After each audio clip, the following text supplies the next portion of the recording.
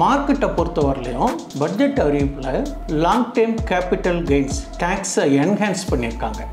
அது ஒரு negative impact கொடுக்கறதுக்கான வாய்ப்புகள் இருக்குது மார்க்கெட்டில். ஃபாரின் இன்வெஸ்டர்ஸும் டொமஸ்டிக் இன்வெஸ்டர்ஸும் வைஸ் வர்சாவாக பண்ணிவிட்டு இண்டெக்ஸை நிறுத்தி வச்சுட்டாங்க மேலே. ஒரு இண்டிவிஜுவல் போர்ட்ஃபோலியோ இப்போ உங்கள் போர்ட்ஃபோலியோவோ இல்லை ஒரு நண்பர் போர்ட்ஃபோலியோவோ பார்த்தீங்கன்னாக்கா இண்டெக்ஸ் ஏறின அளவுக்கு அந்த ஸ்டாக்ஸ் ஏறி இருக்கான்னு கேட்டால்னா அது ஒரு கொஸ்டின் மார்க் தான். டாடா கன்சூமர் 26 ஸ்டாக்குக்கு ஒரு ஸ்டாக்கு தராங்கிற ஒரு அனௌன்ஸ்மெண்ட் அது ஒன்று. ரெண்டாவது பட்ஜெட்டில் வந்து எஃப்எம்சிஜிக்கு எல்லாமே ஏறினதுனால இதுவும் கொஞ்சம் ஏறி இருக்கலாம் அப்படிங்கிறது ஒரு எதிர்பார்ப்புகள்.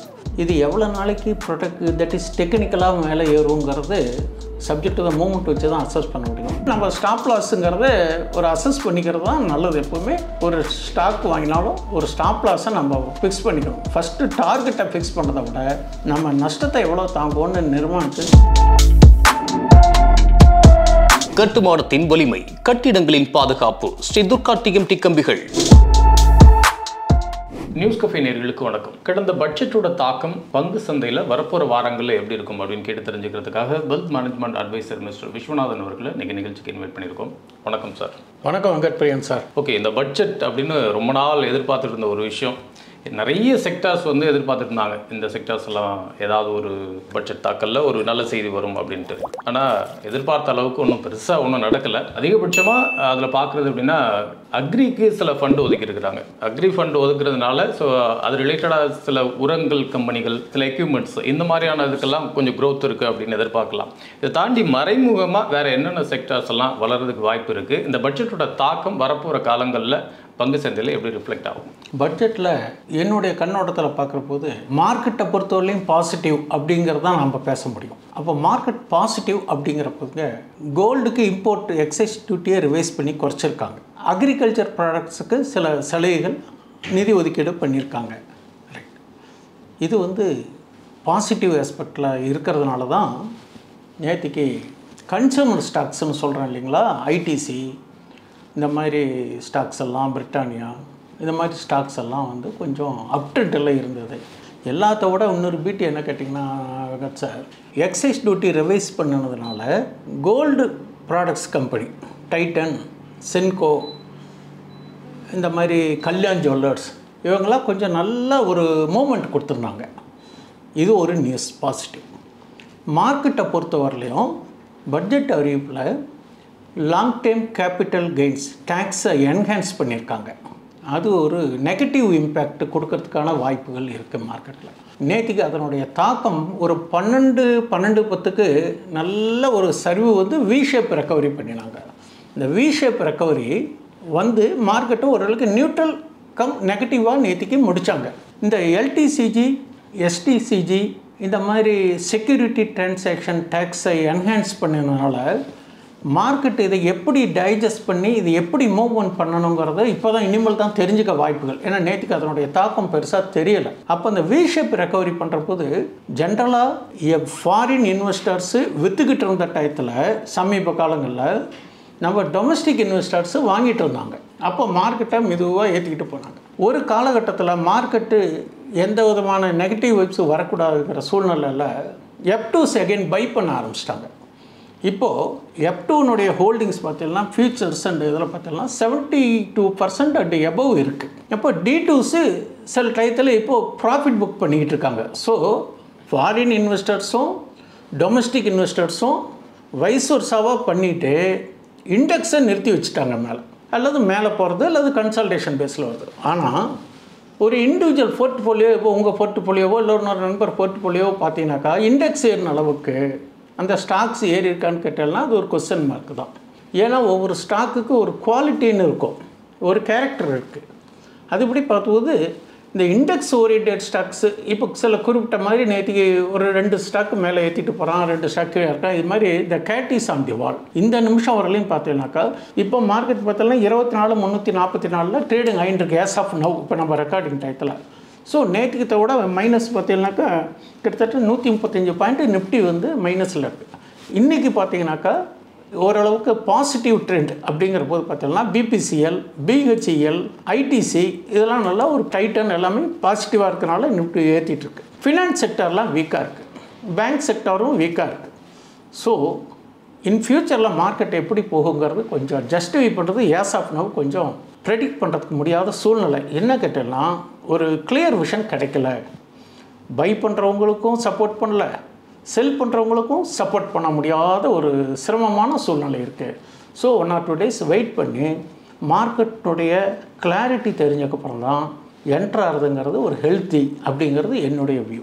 ஓகே, இந்த மாதிரியான சுச்சுவேஷனில் இன்னும் ஒரு சில வாரங்களில் இந்த ஸ்டாக்ஸ் எல்லாம் ஏறப்போகுது, அதுலேயும் ஒரு 10 to 18% வரைக்கும் இந்த ஸ்டாக்ஸ் எல்லாம் ஏறும் அப்படின்னு சொல்லிட்டு கொஞ்சம் மிகப்பெரிய பொருளாதார வல்லுநர்கள் சில ஸ்டாக்ஸ் எல்லாம் ரெக்கமெண்ட் பண்ணியிருக்காங்க. நம்ம லாஸ்ட் வீக்கில் பார்த்தோம் இல்லையா, அதே மாதிரி அது பட்ஜெட்டுக்கு முன்னாடி அப்படின்னு பார்த்தோம், இப்போ பட்ஜெட்டுக்கு அப்புறமா இந்த ஸ்டாக்ஸ் எல்லாம் அப்படின்னு சொல்லியிருக்காங்க. அதுலேயும் 10 to 18% வரைக்கும் இன்க்ரீஸ் ஆகும் அப்படின்னு சொல்லியிருக்காங்க. ஆனால் பட்ஜெட்டில் இதோட தாக்கம் அப்படிங்கிற மாதிரியான விஷயம் அந்த ஸ்டாக்ஸில் இல்லை. எதை வச்சு இந்த ஸ்டாக்ஸ் எல்லாம் ஒரு 10 to 18% இன்க்ரீஸ் ஆகும்னு சொல்கிறாங்கன்னு எனக்கு தெரியல. ஸோ அதனால அந்த ஸ்டாக்ஸை பற்றி அகைன் நம்ம பேசலாம். இந்த சுச்சுவேஷனில் ஒரு 5லேருந்து ஒரு 8 கம்பெனி ஸ்டாக்ஸை வந்து ரெக்கமெண்ட் பண்ணியிருக்காங்க. யார் ரெக்கமெண்ட் பண்ணியிருக்காங்க அப்படின்னா ஆனந்தரதி ப்ரோக்கரேஜ் கம்பெனியோட ஸ்டாக் அனலிஸ்ட் அவர் வந்து ரெக்கமெண்ட் பண்ணியிருக்கிறாரு. அதில் ஃபஸ்ட்டு டைட்டன் சொல்லியிருக்காரு. டைட்டன் கம்பெனியோட ஸ்டாக்ஸ் வந்து 10% இன்க்ரீஸ் ஆகும், கம்மிங் வீக்லேயே 10% இன்க்ரீஸ் ஆகும் அப்படின்னு இருக்காரு.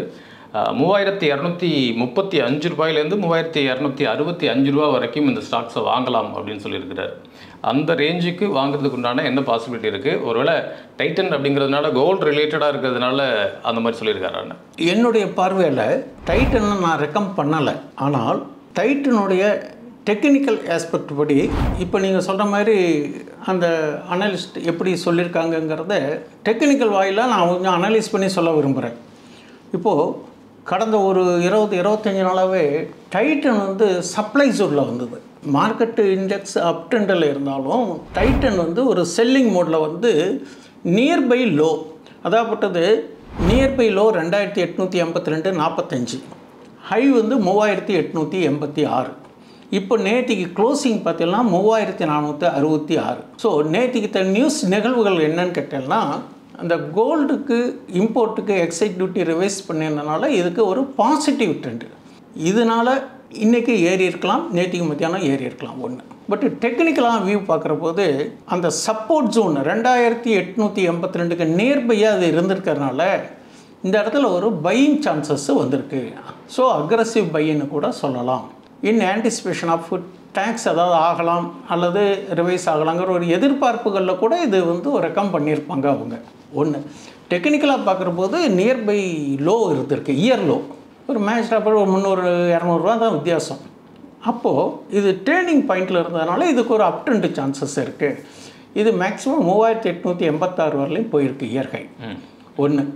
ரெண்டாவது பிஇ வெர்ஷன் பார்த்தீங்கன்னாக்கா இதில் 86.88% இருக்குது. 20 days மூவிங் ஆவரேஜ் அப்படின்னா இதுக்கு 3308.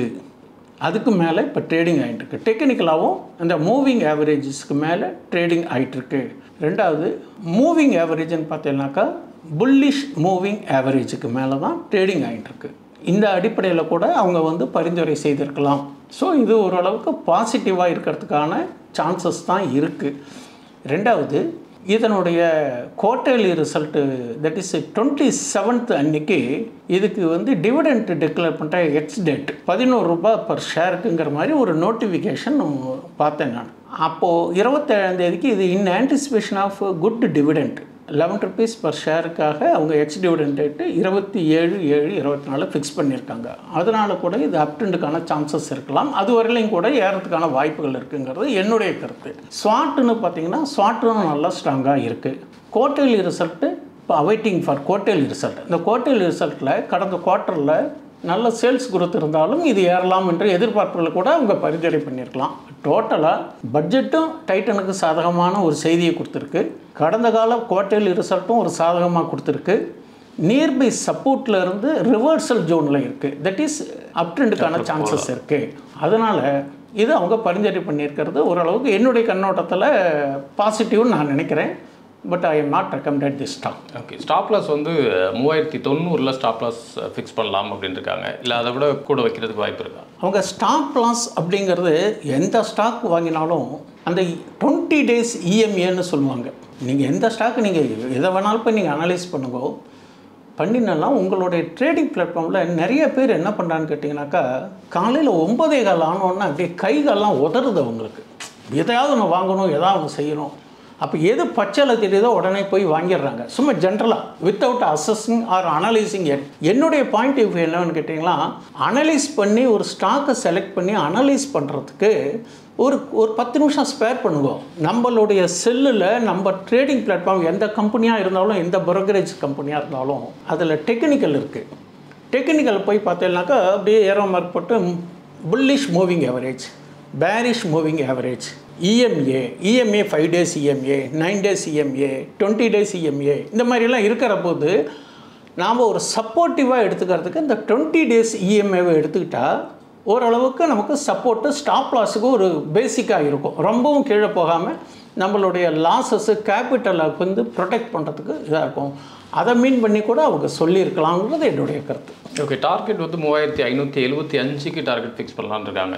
அந்த வரைக்கும் உண்டான டார்கெட் கரெக்டான டார்கெட்டான்னு ஏன்னுக்கிட்டலாம் இது நல்ல லோவில் தான் டேர்ன் ஆகிருக்கு, நியர்பை சப்போர்ட்டு. இப்போ எல்லா ஸ்டாக்கும் நீங்கள் எதை எடுத்து பார்த்தாலும் வாங்கக்கூடிய லெவலில் இல்லைங்கிறது என்னுடைய வியூ. ஏன் இல்லை அப்படின்னு கேட்டலாம், எல்லாமே நியர்பை 52 weeks ஹை. எல்லாருக்குமே பார்த்தா பிஇ பார்த்தீங்கன்னாக்கா, ஒரு ஸ்டாக்குக்கு பிஇ பார்க்கணும், பரிய குட்டி பார்க்கணுன்னா குறைஞ்சது அது 30-35 ரேஞ்சில் இருந்தால் வாங்குறதுங்கிறது ஹெல்த்தி. இப்போ பாருங்க, டைட்டனே பார்த்தீங்கன்னாக்கா 86.88 இருக்குது. எல்லாமே செல்லிங் ஜோனில் தான் இருக்குது, ப்ராஃபிட் புக் பண்ணுற சூழ்நிலை தான் இருக்குது. இப்போ போய் நம்ம வாங்கிட்டா, நான் வாங்கினதுக்கப்புறம் மார்க்கெட்டு இறங்கிருக்குன்னு சொல்லணும். அல்லது மார்க்கெட் இதுக்கு மேலேயும் போகக்கூடாதுன்னு கிடையாது, போகலாம், ஸ்டாக்கு ஏறலாம். இப்போ எல்லாமே result season, quarterly earning season. அதனால் சில நல்ல ரிசல்ட் கொடுத்தாலும் ஸ்டாக்கு இறங்கிறது. ஆப்ரேட்டர்ஸுடைய வியூ என்ன, ஸ்ட்ரீட் எக்ஸ்பெக்டேஷன்னு சொல்லுவாங்க. அவங்க எதிர்பார்த்த மாதிரி வரணும், லாபம் கொடுத்தாலும் ஏதோ ஒரு காரணத்தில் அது இறங்கிறது. ஸோ ரிசல்ட் சீசனில் நம்ம ஒன்றுமே ப்ரெடிக்ட் பண்ணுறதுங்கிறது அவ்வளோ எளிதான காரியம் இல்லை. இவங்க சொல்லியிருக்காங்க, அவங்க ஒரு கண்ணோட்டத்தில் சொல்லியிருக்காங்க. டெக்னிக்கல் இதுதான் சொல்கிறது. அதனால் டைட்டனை பொறுத்தவரையிலையும் பட்ஜெட்டு பாசிட்டிவாக இருக்குது. பஜாஜ் ஃபின்சர்வ் ஸ்டாக்கு வந்து ரெக்கமெண்ட் பண்ணியிருக்கிறாங்க. அதுவும் வந்து 10% இன்க்ரீஸ் ஆகும் அப்படின்னு சொல்லியிருக்காங்க. இந்த ஸ்டாக் வந்து 1620 45 வரைக்கும் நம்ம பை பண்ணலாம் அப்படிங்கிற மாதிரி சொல்லியிருக்காங்க. அந்த ரேட் வரைக்கும் வாங்குறதுக்கு வாய்ப்பு இருக்கா? இப்போது பஜாஜ் ஃபைனான்ஸு நேற்றுக்கிட்ட க்ளோசிங் ரேட்டு பார்த்தீங்கன்னா 1618.85 ட்ரேடிங் ஆகிருக்கு. இது 52 weeks லோ பார்த்தீங்கன்னாக்கா 1419. Year high 1741. பிஇ பார்த்தீங்கன்னா 220.71 இருக்குது. ரொம்ப அப்நார்மல். எபவ் 20 EMAக்கு மேலே ட்ரேடிங் ஆகிருக்கு. ரெண்டாவது F2 and FE இன்ஸ்டிடியூஷன்ஸ் அவங்களுடைய ஹோல்டிங்கை இன்க்ரீஸ் பண்ணிக்கிட்டு இருக்காங்கங்கிறது ஒரு பாசிட்டிவ் ஆஸ்பெக்ட். ஃபாரின் இன்வெஸ்டர் நல்லா வந்து ஹோல்டிங்கை இன்க்ரீஸ் பண்ணிகிட்டு இருக்காங்கிறது டேட்டா சொல்கிறது. அந்த டேட்டா அப்படி பார்த்தீங்கன்னா அப்படி சொல்கிற போது அவங்க ஹோல்டிங் இன்க்ரீஸ் பண்ணிட்டுருக்கனால பாஸ்ட்டு 3 குவார்ட்டராகவே அவங்க இன்க்ரீஸ் பண்ணிகிட்ருக்காங்க. அதனால் அது ஒரு பாசிட்டிவ் ஃபார் திஸ் ஸ்டாக்குன்னு நம்ம வியூ பண்ணுறோம். ஸ்வாட் ஆவரேஜ் எபோவ் நார்மலில் இருக்குது. ஆனால் டிவிடெண்ட்டுன்னு பார்த்தீங்கன்னாக்கா மற்ற சில ஐடிசி மாதிரி அல்லது இப்போ டைட்டனே நம்ம சொல்லியிருக்கோம் பார்த்தீங்களா, டிவிடெண்ட் 11 ரூபா கொடுக்கும். அது மாதிரி இது டிவிடெண்ட் அதிகமாக கொடுத்த மாதிரி தெரியலை. டிவிடெண்ட் கடந்த காலத்தில் 1 ரூபா 3 ரூபா இந்த மாதிரி ரேஷியோவில் தான் கொடுத்துருக்காங்க. அதனால் இது பெரிய டிவிடெண்ட் ஹோல்டட் ஸ்டாக்ஸ்ன்னு சொல்ல முடியாது. இதனுடைய போர்டு மீட்டிங் 24/7/2024 அன்றைக்கி என்ன டிசைட் பண்ணுறாங்கங்கிறது அதுக்கு தகுந்த மாதிரி தான் இந்த ஸ்டாக்கினுடைய மூவ்மெண்ட்டு இருக்கும். நீங்கள் எந்த ஸ்டாக்கு வாங்கினாலும் உங்களுடைய ஃபினான்ஷியல் அட்வைஸரை கேட்டுக்கோங்க, டெக்னிக்கலை வியூ பண்ணுங்க, சப்போர்ட்டு ரெசிஸ்டன்ஸை பார்த்துக்கோங்க. என்னுடைய கருத்து பிவட்டுக்கு மேலே இருக்கிறதுங்கிறது ஹெல்த்தி. பிவட்டு கீழே இருந்ததுன்னா ஓரளவுக்கு அது வீக்கான ஸ்டாக்குங்கிறது என்னுடைய ஒரு அனுபவத்தில் நான் தெரிஞ்சுக்கிட்ட உண்மை. பஜாஜ் ஃபின்சர்வை பொறுத்தவரையிலையும் அவங்க எந்த வியூவில் சொல்லியிருக்காங்கங்கிறது ஒரு பாசிட்டிவாக எனக்கு தெரியலை. ஸ்டாப் லாஸ் 1550க்கும் டார்கெட் வந்து 1800 வரைக்கும் டார்கெட் பண்ணலாம் அப்படின்னு இருக்காங்க. 1800 வரைக்கும் நம்ம டார்கெட் ஃபிக்ஸ் பண்ணலாம். அதில் ஏன்னா அதனுடைய இயர் ஹை பார்த்தீங்கன்னாக்கா 1741 வரையிலும் தான் போயிருக்கு. எந்த ஸ்டாக்கும் பிரேக் அவுட்டும் ஆகலாம், பிரேக் டவுனும் ஆகலாம். With the support of investors and ஆப்ரேட்டர்ஸுடைய கையில் தான் இருக்குது. அதனால் நம்ம கையில் ஏதாவது இந்த மாதிரி ஸ்டாக்ஸ் இருந்தால் அந்த விலை போகிற டயத்தில் நம்ம ப்ராஃபிட் புக் பண்ணுறதுக்கான ஒரு வாய்ப்பாக நினைக்கலாமே தவிர இந்த மாதிரி ஹை நியர் 52 week ஹைகிட்ட போய் பை பண்ணுறதுக்கு டெக்னிக்கலாக எந்த வித சப்போர்ட்டும் கிடைக்கல.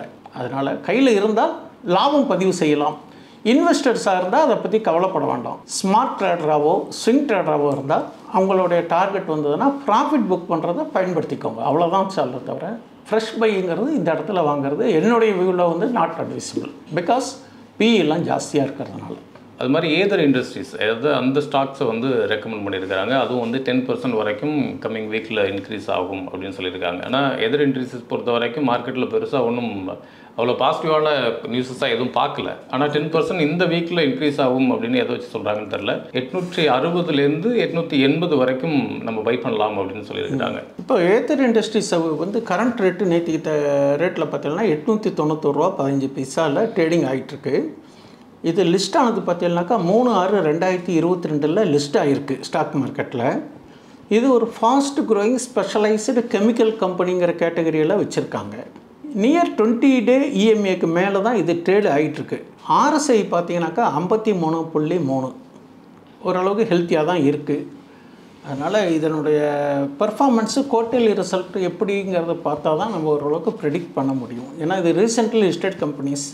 அதனால் டெக்னிக்கலாக இவ்வளோ தான் அதனுடைய ட்ரெண்டு தெரியறது. ஸ்வாட் ஓரளவுக்கு ஜென்யூனாக இருக்குது. ரீசெண்டாக லிஸ்ட் ஆன கம்பெனியை இந்த வீக்கில் அதுவும் பட்ஜெட்டோட தாக்கம் இருக்கிற இந்த சூழ்நிலையில் ஒரு 10% இன்க்ரீஸ் ஆகும் அப்படின்னு அவ்வளோ கேரண்டியாக சொல்கிறதுக்கு உண்டான ரீசன் என்னன்னு கேட்குறேன். கெமிக்கல் அக்ரிகல்ச்சருக்கு ஒரு பாசிட்டிவ் இம்பேக்ட் இருக்குது பட்ஜெட்டில். அக்ரிகல்ச்சர் ப்ராடக்ட்ஸ் அப்படிங்கிற போது அந்த கெமிக்கல்ஸு, ஃபர்டிலைசர்ஸ், டிராக்டர்ஸ் இதெல்லாம் வந்து ஒரு தேவைகளின் அடிப்படையில் வாங்கும் சக்திக்கான வாய்ப்புகள் இருக்கிறதுனால இது கெமிக்கல் ஓரியன்டட் ஸ்டாக்ஸ்ன்னு சொல்கிறதுனால இதுக்கான ஒரு வாய்ப்புகள் இருக்கலாம்னு கூட அவங்களுடைய கணிப்பில் இருக்கலாம். அது மாதிரி டாடா கன்சூமர் ப்ராடக்ட்ஸை ரெக்கமெண்ட் பண்ணியிருக்கிறாங்க. அது வந்து 10 கூட இல்லை 13% இன்க்ரீஸ் ஆகும் அப்படின்னு சொல்லியிருக்கிறாங்க. 1170லேருந்து 1190 ரூபா வரைக்கும் அந்த ஸ்டாக் பை பண்ணலாம் அப்படின்னு சொல்லியிருக்கிறாங்க. டாடா கன்சூமர் ப்ராடக்ட்ஸை இப்போ ரெக்கமெண்ட் பண்ணுறதுக்கு உண்டான காரணம் என்ன? டாடா கன்சூமர் இஸ் ஆல்சோ ஒரு எஃப்எம்சிஜி ஸ்டாக் தான். எப்படி ஐடிசி மாதிரி இருக்குது அது மாதிரி ஐடிசி மாதிரி நெஸ்லே மாதிரி டாடா கன்சூமர் ஒரு க்ரோத்தபிள் ஸ்டாக். அதில் லேட்டஸ்ட்டாக ஒரு ஜனவரியிலே ஒரு அனௌன்ஸ்மெண்ட் பண்ணியிருப்பாங்க. 26 ஸ்டாக்குக்கு ஒரு ஸ்டாக்கு தரோம் ரைட் இஷ்யூங்கிற மாதிரி ஒரு மெசேஜஸ் இருந்தது. அந்த மெசேஜஸ் இப்போ லேட்டஸ்ட்டாக வெளியில் வந்திருக்கு. அதனால் in anticipation of right issue Tata consumer 26 ஸ்டாக்குக்கு ஒரு ஸ்டாக்கு தராங்கிற ஒரு அனௌன்ஸ்மெண்ட் அது ஒன்று. ரெண்டாவது பட்ஜெட்டில் வந்து எஃப்எம்சிஜிக்கு எல்லாமே ஏறினதுனால இதுவும் கொஞ்சம் ஏறி இருக்கலாம் அப்படிங்கிறது ஒரு எதிர்பார்ப்புகள். இது எவ்வளோ நாளைக்கு ப்ரொடக்ட் தட் இஸ் டெக்னிக்கலாக மேலே ஏறுங்கிறது சப்ஜெக்ட் டு த மூமெண்ட் வச்சு தான் அசஸ் பண்ண முடியும். அவங்களுடைய கருத்துப்படி ஏறதுக்கான வாய்ப்புகள் இருக்குது. நேத்திக்கு கூட டாடா கன்சூமர் நல்ல ஒரு பர்ஃபார்ம் பண்ணிது. பட் அது இன்றைக்கி அது ஹோல்ட் ஆகுமா இல்லை ப்ராஃபிட் புக் வரும் அல்லது எவ்வளோ long period it will be profit மோடுங்கிறது இப்போ சொல்ல முடியாது. ஆனால் ஒரே ஒரு பாசிட்டிவ் நியூஸ் என்ன கேட்டீங்கன்னாக்கா ஸ்டாக் ரைட் இஷ்யூ பண்ணுற மாதிரி ஒரு ப்ரப்போசல்ஸு ஒரு நியூஸ் இருக்குது. 26 டாட்டா ஸ்டாக்கு ஒன்று கொடுக்குற போது அது benefit to the investors and also swing ட்ரேடிங்காக இருந்தாலும் அவங்களுக்கு அது பிரயோஜனமாக இருக்கும் அந்த ஒரு எதிர்பார்ப்புகள். ரெண்டாவது இதில் ஸ்வாட்லாம் கொஞ்சம் நல்லா இருக்குது. அதனால் இது டாடா குரூப்ஸு ஒரு டெப்ட் ஃப்ரீ கம்பெனிங்கிற வியூவில் வந்து இதை கன்சிடர் பண்ணுறதுக்கான வாய்ப்புகள் இருக்குது. அந்த கண்ணோட்டத்தில் அவங்க சொல்லியிருக்கலாம்னு நான் நினைக்கிறேன். அது மாதிரி டாடா கன்சூமர் ப்ராடக்ட்ஸ் அது வந்து 13% வரைக்கும் இன்க்ரீஸ் ஆகும் அப்படின்னு சொல்லியிருந்தார். ஆனால் சொன்ன மறுநாளே வந்து ஆக்சுவலாக ரேட் அவர் சொல்லியிருந்தப்போ 1170 ரேட்டில் இருந்துச்சு. சொன்ன மறுநாளே 1256 வந்துருச்சு. கிட்டத்தட்ட 10% இன்க்ரீஸ் ஆகிருக்கு. அவர் சொன்னது 13% இன்க்ரீஸ் ஆகும் அப்படின்னாரு. மறுநாளே இந்த ரேட்டுக்கு வந்திருக்கு. அப்போ அந்த 13 அப்படின்னு கால்குலேட் பண்ணதுக்கு அப்போ இன்னும் அடுத்த வளர்ச்சி அப்படின்னு ஒன்று இருக்கும். அதை நோக்கி போகுமா இல்லை இன்னும் கொஞ்சம் இன்க்ரீஸ் ஆகிறதுக்கு வாய்ப்பு இருக்கா? இப்போ டாடா கன்சூமர்ஸை பொறுத்தவரையிலையும் பார்த்தீங்கன்னாக்கா அவங்க ரெக்கம் பண்ணின ப்ரைஸிலேருந்து கிட்டத்தட்ட 9% அரௌண்ட் 10% ஏறி இருக்குது. சப்ஜெக்ட் டு தான் நேற்றுக்கு பட்ஜெட்டில் ஒரு பாசிட்டிவ் நியூஸு கன்சூமர் குட்ஸுக்கெல்லாம் இருந்ததுனால ஐடிஸ் எல்லாம் ஏறுற மாதிரி இதெல்லாம் ஏறி எடுத்து பிரிட்டானியா ஏறி எடுத்து இது மேலே எடுத்து ஏதோ 1-2 நெஸ்லே மாதிரி தான் கொஞ்சம் தட் இஸ் நம்ம quality of stock character of ஸ்டாக்குன்னு சொல்கிற பார்த்தல. அதனால் அது மட்டும் தான் கம்பெனி இந்த ரேலியில் எடுத்துக்கலாம். பட் இதெல்லாமே ஏறி இருக்கு. அப்போ ஏறி இருக்கிற போது பார்த்தீங்கன்னா இந்த டாடா கன்சூமர்ஸு நேற்றுக்கே நல்ல அவங்க சொன்ன பர்சன்டேஜ் கிட்டத்தட்ட ஒரு 50% வந்திருக்காங்க. இதில் என்ன கேட்டிங்கனாக்கா ஒரு ஹையர் லெவலில் ப்ராஃபிட் புக்குன்னு வர்றது கான் பை ரூல்ட் அவுட். நம்ம அதை ஒன்றும் சொல்ல முடியாது. Buy at low sell at இன்வெஸ்டர்ஸோ அல்லது வந்து ட்ரேடர்ஸோ ஸ்விங் ட்ரேடர்ஸோ அல்லது ப்ரொஃபஷனல் ட்ரேடர்ஸோ அல்லது இன்ஸ்டியூட் ட்ரேடர்ஸோ அவங்க ப்ராஃபிட் புக் பண்ணலாம். அதனால இன்றைக்கி கொஞ்சம் இறங்கி இருக்கிற மாதிரி இருக்கலாம். இப்போ நம்ம பதிவு பண்ணுற நேரத்தில் பார்த்தீங்கன்னா அது கொஞ்சம் நேத்திக்கத்தோட இறங்கி இருக்குது. பட் அதுக்கு சப்போர்ட் அப்படின்னு பார்த்தீங்கன்னாக்கா அதுக்கு பைவட் அப்படிங்கிறது 1228 தான் பைவட்டு. இப்போ அந்த ரேட்டில் தான் இப்போ நம்ம பதிவு பண்ணுற நேரத்தில் ட்ரேடிங் ஆயிண்டு இருக்குது. இதுக்கு சப்போர்ட் அப்படின்னு பார்த்தீங்கன்னாக்கா அந்த 20 days இஎம்ஏன்னு சொல்கிற போது நீங்கள் சொல்கிற கணக்குக்கு வரும். அதை ஒரு ஸ்டாப் லாஸாக வச்சுக்கிட்டு ஹோல்டு பண்ணுறதுங்கிறது அவங்கவுங்க ஃபைனான்சியல் அட்வைஸரை கேட்டுக்கிட்டு டெக்னிக்கல் பார்த்து முடிவு பண்ண வேண்டியது. அதனால் அவங்க ரெக்கம் பண்ணியிருக்கிறதுங்கிறது ஒரு ஜெனின் ஸ்டாக் தான் பண்ணியிருக்காங்கிறது என்னுடைய வியூ. பட் 27/7/2024 அன்றைக்கி ஒரு எக்ஸ் டேட்டா வச்சு டாடா கன்சூமர் 26 ஸ்டாக் இருந்தால் ஒரு ஸ்டாக்கு கொடுக்குற மாதிரி ஒரு நியூஸ் பார்த்தேன். ஸோ அதனால் கூட அது ஏறி இருக்கலாம். அதனால் இந்த அடிப்படையில் பார்க்குற போது அந்த ஸ்டாக் வந்து இப்போ சம் ப்ராஃபிட் புக்கிங் தான் இருக்கே தவிர not selling pressure. Profit book இருக்குது, மறுபடியும் எகெயின் பையிங் சான்ஸ் வந்தால் ஏறதுக்கான வாய்ப்புகள் தெரிகிறது. பட்டு நம்ம ஸ்டாப் லாஸுங்கிறத ஒரு அசஸ் பண்ணிக்கிறது தான் நல்லது. எப்போவுமே ஒரு ஸ்டாக் வாங்கினாலும் ஒரு ஸ்டாப் லாஸை நம்ம ஃபிக்ஸ் பண்ணிக்கணும். ஃபஸ்ட்டு டார்கெட்டை ஃபிக்ஸ் பண்ணுறதை விட நம்ம நஷ்டத்தை எவ்வளோ தாங்குவோன்னு நிர்மாணித்து ஸ்டாப் லாஸ் அசஸ் பண்ணிட்டு தான் அடுத்தது ப்ராஃபிட்டுக்கே கை வைக்கணும். அப்போ ஸ்டாப் லாஸ் அப்படிங்கிறது இது 20 நாளுக்கு இஎம்ஏக்கு மேலே இருக்குது. அதனால் 20 days இஎம்ஏவை நம்ம ஒரு ஸ்டாப் லாஸாக வச்சுக்கலாம். அல்லது டெக்னிக்கலாக பார்க்குற போது அந்த பிவட்டுக்கேட சப்போர்ட் 1, சப்போர்ட் 2, சப்போர்ட் 3 இருக்குது.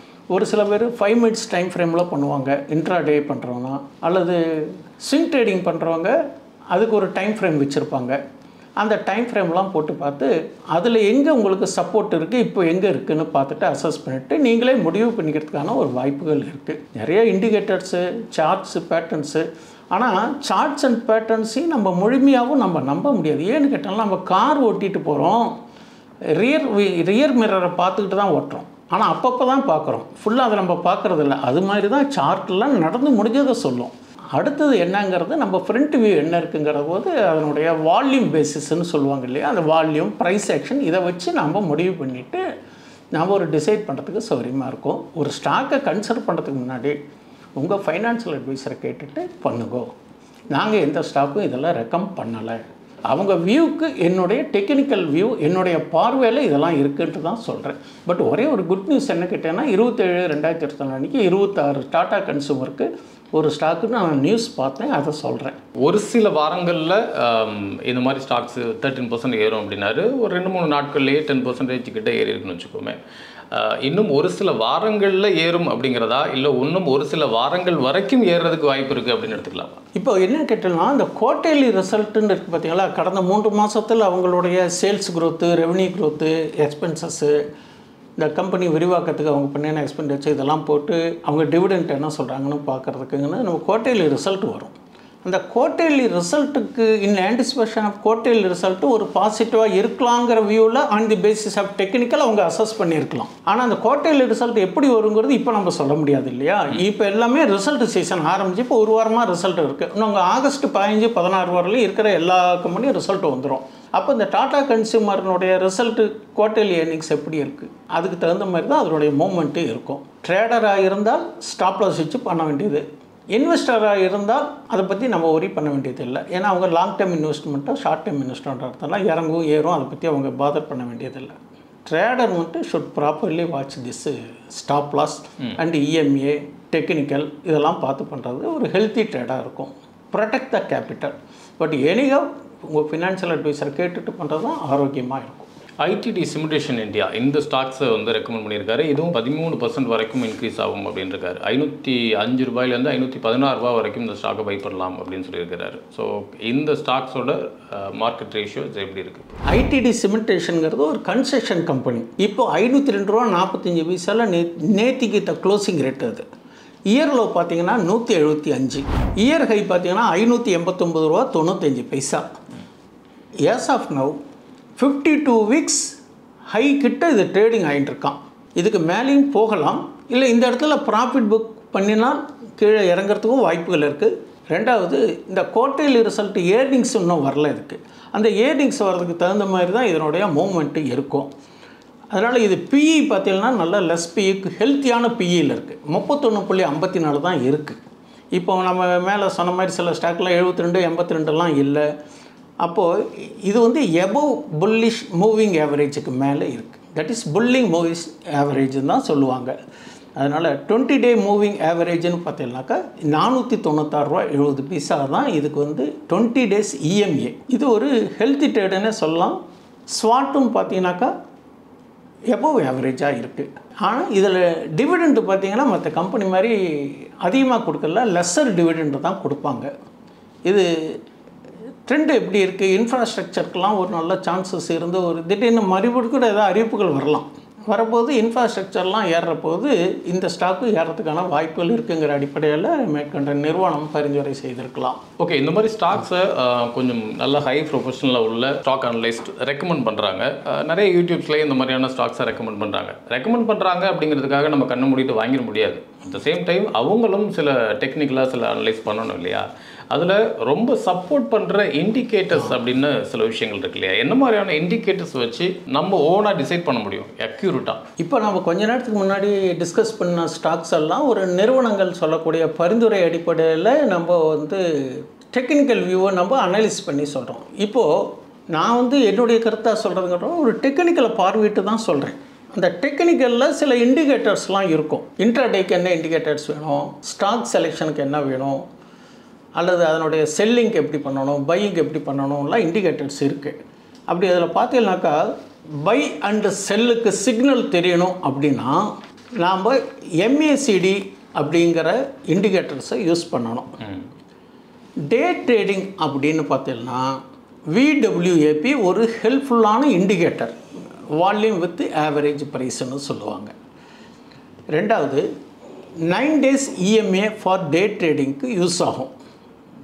பாஸ்ட் 9 டேஸில் இருக்கக்கூடிய அந்த இஎம்ஏ வந்து நமக்கு யூஸ் ஆகும். அதேமாரி டே ட்ரேடிங்க்கு 21 இஎம்ஏவையும் யூஸ் பண்ணலாம். எது உங்களுக்கு சௌகரியமோ அதை நீங்கள் இன்ஸ்டால் பண்ணிக்கலாம். ஒரு ஸ்டாக்கு அனலைஸ் பண்ணணும் அப்படின்னா நிறையா ஃபார்முலாஸ் இருக்குது, நிறையா டெக்னிக்கல் இருக்குது. ஒரு ஸ்டாக்கை எப்படி அனலைஸ் பண்ணால் 50 டேஸ் இஎம்ஏவை பேஸ் பண்ணி தான் அனலைஸ் பண்ணுறதுங்கிறது கொஞ்சம் ஹெல்த்தியாக இருக்கும். எல்லாத்தோட இன்னும் சப்போஸ் இன்வெஸ்ட்மெண்ட் பாலிசி அப்படிங்கிற போது 20 டேஸ் இஎம்ஏக்கு கிட்ட இருந்து ஒரு ஸ்டாக் ட்ரேட் ஆகி மற்ற பிஇ, மற்ற சப்போர்ட்டு, டெக்னிக்கல், ப்ரைஸ் ஆக்ஷன், அந்த ஃபண்டமெண்டல்லாம் இருந்ததுன்னா 20 டேஸ் இஎம்ஏ கிட்ட இருந்ததுன்னா அதை கன்சிடர் லாங் டைமுக்கு பண்ணலாம். எல்லாத்தோட பெஸ்ட்டு என்ன கேட்டால்னா ஆர்எஸ்ஐ டைவர்ஜென்ஸ். ஆர்எஸ்ஐ இந்த ஸ்டாக்கு ஓவர் பாட்டா ஓவர் சோல்டா. இப்போ நான் எதை வச்சு சொல்கிறேன், இப்போ நான் சொன்ன டெக்னிக்கல் வியூலாம் வந்து இந்த மாதிரி இண்டிகேட்டர்ஸு டெக்னிக்கல் வியூ வச்சு தான் சொல்கிறேன். ஆர்எஸ்ஐ ஓவர் பாட்டா இருக்கா, பட்டு ஓவர் சோல்டாக இருக்கா அப்படிங்கிறத நம்ம தெரிஞ்சுக்கிறதுக்கு இந்த இண்டிகேட்டர்ஸ் எல்லாம் பயன்படும். நீங்கள் ஒரு ஸ்டாக்கை விற்கிறனாலும் சரி வாங்குறனாலும் சரி உங்களுடைய முடிவெடுத்ததாக இருக்கட்டும், இதெல்லாம் உங்களுக்கு கொஞ்சம் ஒரு ஹெல்ப்ஃபுல் இண்டிகேட்டர்ஸாக இருக்குங்கிறதுக்கு நான் சொல்ல ஆசைப்பட்டேன். இப்போ சொல்லியிருக்கிற ஸ்டாக்கெலாம் எதுவுமே என்னுடைய கருத்துக்களுடைய பரிந்துரை இல்லை. நீங்கள் இந்த கம்பெனி நிறுவனங்கள் சொன்னால் டெக்னிக்கல் வியூ கேட்டதில் நான் எஸ் பர் டெக்னிக்கல் தான் சொல்லியிருக்கேன். அதனால் ட்ரெண்ட் இஸ் அவர் ஃப்ரெண்டுங்கிற லெவலில் ட்ரெண்டுக்கு தகுந்த மாதிரி ட்ரேடு பண்ணுங்க. பொருளாதார வல்லுநர்கள் பர்டிகுலராக இந்த ஸ்டாக்ஸ் அப்படின்னு ரெக்கமெண்ட் பண்ண ஸ்டாக்ஸை பற்றி நிறைய விஷயங்கள், அதோட டெப்த்தான விஷயங்களை எங்களோட ஷேர் பண்ணிக்கிட்டீங்க. நிகழ்ச்சிக்கு வந்து மிக்க நன்றி. ஆமாம், நன்றி. மீண்டும் மற்றொரு நிகழ்ச்சியில் சந்திப்போம். வணக்கம். இந்த வீடியோ உங்களுக்கு பிடிச்சிருந்தா லைக் பண்ணுங்க, ஷேர் பண்ணுங்க, கமெண்ட் பண்ணுங்க. மறக்காம பெல் பட்டனை கிளிக் பண்ணிட்டு சப்ஸ்கிரைப் பண்ணிடுங்க.